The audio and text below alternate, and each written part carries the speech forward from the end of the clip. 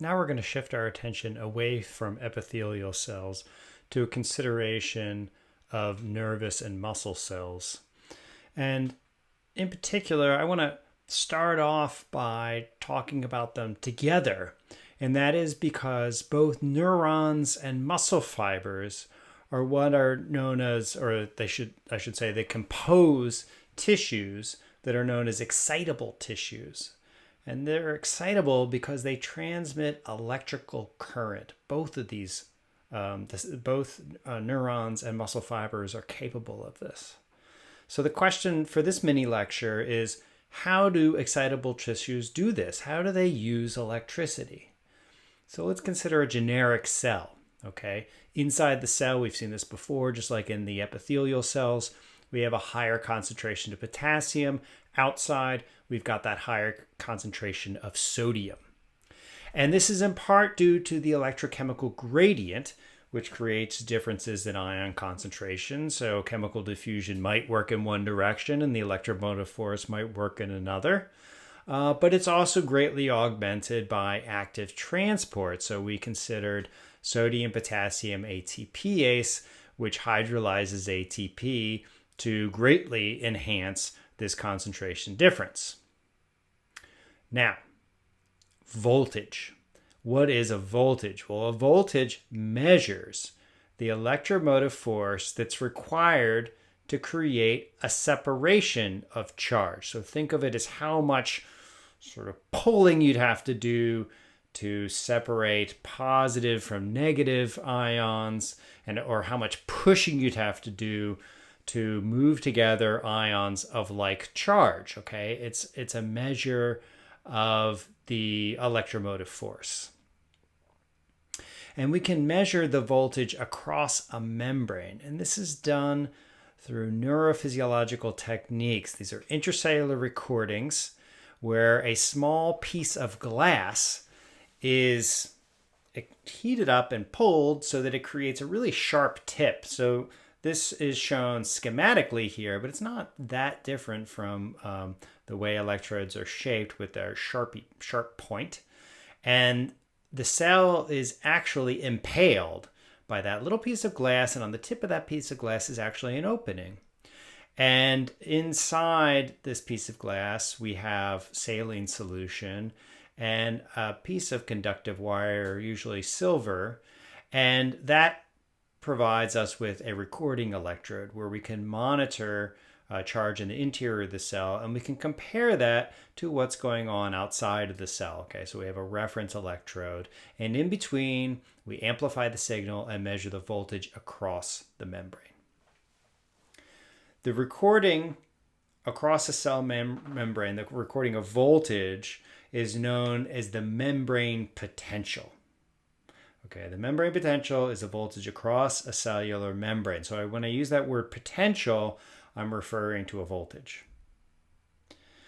Now, in order to understand the recording of a particular membrane potential, we first have to consider the effects of a single kind of ion. So here we have a mix of chloride, sodium, potassium. Let's just think about the effects that cause one ion to create a voltage. So that's the question. What determines the membrane potential that comes from just one ion? All right, we can model this. This is essentially applied physics. Let's consider potassium. So we're going to remove all the other charged particles. We've got that high concentration on the inside. All right, so what should matter for the voltage? Well, of course, if the concentration of potassium was the same on the outside as on the inside, we'd have a zero voltage. So the difference in concentration matters, all right? So let's formulate an equation where we're going to try to calculate the membrane potential. And on the right-hand side of that equation, we're going to have the stuff that matters. All right, so the concentration difference is one thing. Now, you might think, oh, well, it should be, the interior concentration minus the exterior concentration. But it turns out that the differences that are most meaningful are the ones that vary by orders of magnitude. So we're not talking like in this schematic, it's a little misleading because we have so few ions. Just imagine there are like thousands upon thousands upon thousands of ions. And it's a difference that is really substantial by orders of magnitude that matters with respect to creating a voltage difference. So instead of taking the difference between concentrations, we're going to take a ratio, and then we're going to find the 10 base log of that ratio. So now, if there are orders of magnitude differences between the interior and the exterior, that's going to be reflected by this number. So if there's 100 times greater magnitude on the outside, for some reason that would be unusual, then you would have the 10 base log of that 100-fold difference amounting to a value of 2. Okay, so this ratio with the 10 base log of the ratio is going to tell us how many orders of magnitude difference there is between the outside and the inside. And since we know that potassium's higher in concentration, that means that the denominator is going to be a bigger number than the numerator. So if we tend to take the 10 base log of that, we're going to end up with a negative number. All right, what else matters? So we've got a non-dimensional number like -2 or -10 or -50 that comes from this product. Well, this ratio here raised to the 10 base log of the ratio. What else matters? Well, the charge of the ion matters. Its valence. Okay, if it's chloride, that's going to be different than potassium. Then there's a bunch of physical constants. So it's not surprising that temperature is going to matter. All right, that's in there. And there's a bunch of other stuff like the gas constant, Faraday constant. Okay, we'll just leave that to the physicists to explain. They're constant. That's what matters to us, which means they're not going to change with physiology. The only thing that potentially could change there would be the temperature. If for some reason your body temperature changed, then that could change the whole system. But change of body temperature are very subtle and actually don't really matter very much in this context. All right, all of that is equal to a particular kind of membrane potential. So here, instead of V sub m, which is our normal symbol for the membrane potential, here we have E. Okay, E to the ion. Okay, that means that word ion will change for a particular ion. This E is what's known as the equilibrium potential. And you can think of that as being the membrane potential that would be generated if only one ion matters. So if potassium is the only ion in existence, then the membrane potential will be equal to the equilibrium potential for potassium. And we can do this calculation. So all of these constants, if we assume body temperature, resolve to being equal to about 61. All right, and then we have a valence of 1. So if we were dealing with chloride, then it would be minus 61. And so we can plug in the concentration differences. We can look those up for a normal excitable cell. And if we do that calculation, by the way, I'm not going to ask you on a test to do a 10 base log calculation, so you can leave your scientific calculators at home during the test. If we do that calculation, then we end up with this value, okay, minus 90.3 millivolts. Okay. There's not much that we can really derive from that number, but once we start comparing it to other things, like if we do this calculation for sodium, for example, then we end up with a really different number. So here we've added sodium, and if we do the same calculation for sodium that we just did for potassium, then we end up with a value of plus 60 millivolts.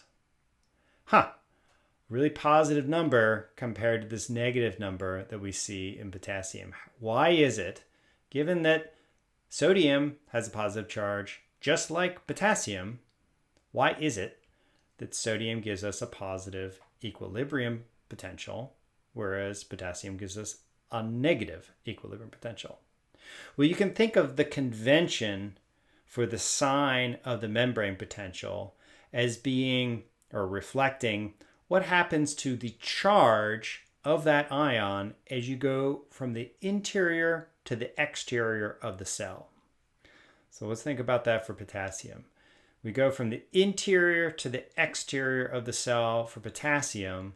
we see we've got a really big number of positive charges to a smaller number of positive charges. So we have a drop or a negative difference in charge. That negative difference in charge is reflected with this minus value in the equilibrium potential. Let's look at sodium. Sodium is like there's nothing shown here, but there's a very low concentration of sodium on the interior of the cell. And then as we move to the outside, we're going to have an increase in charge, a very positive change in charge. And so that change in charge is reflected in the positive value for the equilibrium potential of that ion. Mathematically, this makes sense because if you look at the outside, the sodium number is big. The inside, the sodium number is small. Therefore, the ratio is going to be a value of greater than 1. When you take the 10 base log of that, you end up with a positive number. So even though the valence is the same for the two ions, it's really the difference in concentration, and when you take the 10 base log of it, that determines whether or not you're going to get a positive or a negative value. Now, if you make a recording of the membrane potential in an actual excitable cell, and let's look down at the voltmeter to see that value, we see that there's a value of about minus 70 millivolts. We're going to treat minus 70 millivolts as the default membrane potential for neurons and muscle cells. And if we compare that minus 70 millivolts to these two equilibrium potentials, we might ask the question, like, what gives? Why is it that potassium seems to be so much more influential than sodium? And I'm going to tell you right up front that these are the two major players. All right, chloride ions will play a role later on, but they're not dominant in determining the membrane potential. So the answer to this question doesn't come from chloride. It also doesn't come from the magnitude of concentration differences. It turns out that the ratio of potassium on the inside compared to the outside is about the same as the sodium in the opposite direction. So the concentration differences are comparable. So that doesn't explain it either. And also the concentration differences are already factored in our calculation of equilibrium potential anyway. So why there's some other factor that influences the membrane such that potassium matters more. What is that factor? Well, the answer to that question comes from another equation. And this other equation we can think of as being an elaboration of the Nernst equation that we see here on the left. The Nernst equation, as I just explained, only tells you how one ion affects the membrane. What about an interaction among ions, or what if we were to consider multiple ions simultaneously? So that consideration is provided what's called the Goldman-Hodgkin-Katz equation. We'll just call it the Goldman equation. So the Goldman equation you can think of as an elaboration of the Nernst equation. What you do is you take the Nernst equation, but then we're going to consider this other factor that matters, okay? And that's the permeability of the membrane for that particular ion. So P sub K plus is the permeability for potassium. Now, if this was the whole equation, then it would end up canceling out to exactly the same thing as the Nernst equation, because you would just cancel out these P's. Instead, what we do is we consider all the ions that matter. Okay, so in this case, it's potassium, sodium, and chloride. You can do calcium as well. And now you can't just cancel out the P's because you're multiplying the permeability by the concentration of each ion on the inside and the outside. Now, one thing to note here is that whether or not the ion's interior concentration goes on the denominator in the case of potassium and sodium, or the numerator in the case of chloride, is determined by the valence. Okay, we have no valence outside of our 10 base log, and therefore the way that we deal with the valence is by flipping the concentration, if that makes any sense. So, for example, we already know that we've got a ratio of potassium concentrations that's less than 1, which results in a 10 base log of a negative value. We just talked about that. Sodium's the other way around, so you end up with a positive. Now, chloride, it turns out, has a similar concentration difference as sodium, but it has a negative equilibrium potential. And so even though on the outside you have a big number and on the inside you have a little number, the way that it has a negative influence on the Goldman equation is because you got a big number on the denominator, a small number on the numerator. If this was the only ion that mattered, then that would give you a ratio of less than 1, which would create, when you take the 10 base log, a negative value. All right, so in other words, if you eliminated potassium and sodium, you essentially do the Nernst equation for chloride, you end up with a negative value because of this ratio here. Okay, so the difference between the outside or inside and the numerator or denominator just has to do with the valence. All right, so in answer to the question of why potassium matters so much more than sodium, the answer comes from this consideration of permeability. It turns out the permeability of the membrane to potassium is about 40 times that of sodium. All right, so the Goldman equation tells us the membrane potential. We can use this as a model for the membrane potential because we're considering all the ions. The Nernst equation tells us only what one ion can possibly do. This tells us how they all play a role, but it requires that we consider the permeability of the membrane to that ion. So in summary, the Goldman equation shows us how permeability dictates how close the membrane potential is to the equilibrium potential of an ion, whereas the Nernst equation just considers the concentration differences and how the charge of an ion determined the equilibrium potential. Now, the Goldman equation, they're both useful. Okay, the Nernst equation kind of tells you what each ion aspires to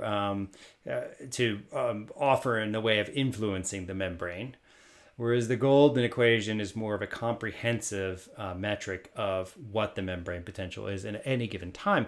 And what it also shows us is that if we could somehow change the permeability for a particular ion, then we can change the membrane potential. So that's the question. How does the membrane potential change?